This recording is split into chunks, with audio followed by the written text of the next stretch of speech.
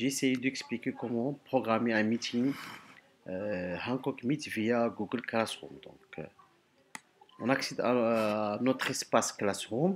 Donc, après, je choisis un cours. Par exemple, je choisis le cours structure de données.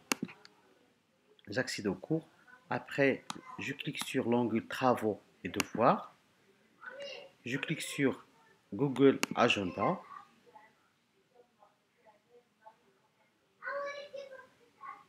Après l'ouverture de Google Agenda, par exemple, on choisit un date et un heure. Et comme exemple, le 27 mars à partir à 10 heures. Je clique ici.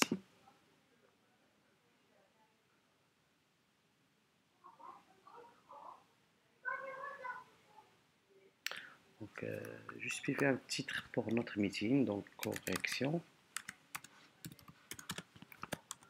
TD. Après, je spécifie le cours. Comme dans mon classroom, j'ai que deux cours. Donc, je choisis structure et données par exemple. Et je clique sur autre option afin de spécifier l'outil Hancock Meet. Donc, on clique sur ajouter une visioconférence. Automatiquement, un lien sera généré de notre meeting. S'il y a des explications, on doit l'ajouter ici. On vérifie que notre cours est mentionné ici, structure de données par exemple. Si je veux inviter d'autres personnes à l'extérieur de notre cours, je tape les adresses des invités ici. D'accord? Après, on clique sur enregistrer.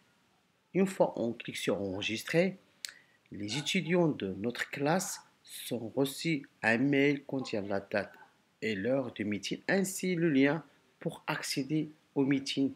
Donc, il suffit l'étudiant clique sur le lien, automatiquement Hancock Meet sera lancé. Donc, comme ça.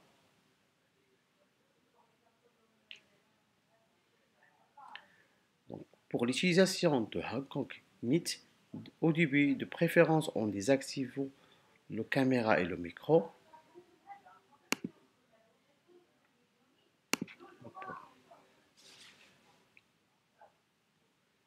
La réunion.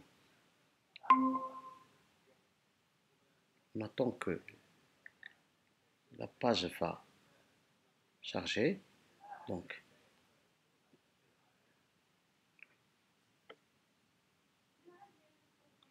chaque étudiant clique sur le lien du meeting, un message d'acceptation, d'invitation, un message d'invitation envoyé au prof. Donc, le prof doit accepter les invitations pour que tous les étudiants soient participés aux réunions.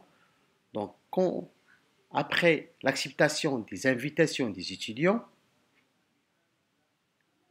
on passe à l'étape suivante et présentation de notre écran à les étudiants, aux étudiants.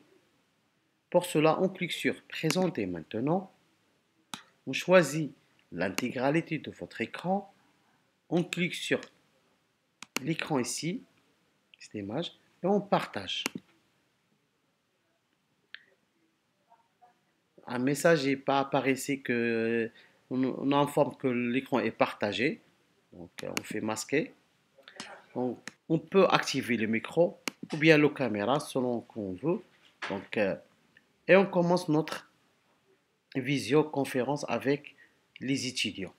Donc, pour la participation des étudiants aux visioconférences, soit en mode texte, je préfère en mode texte. Donc, chaque étudiant doit, chaque étudiant peut écrire un petit texte au prof ou bien à tous les participants, ou bien soit le professeur gère la gestion des questions via les micros.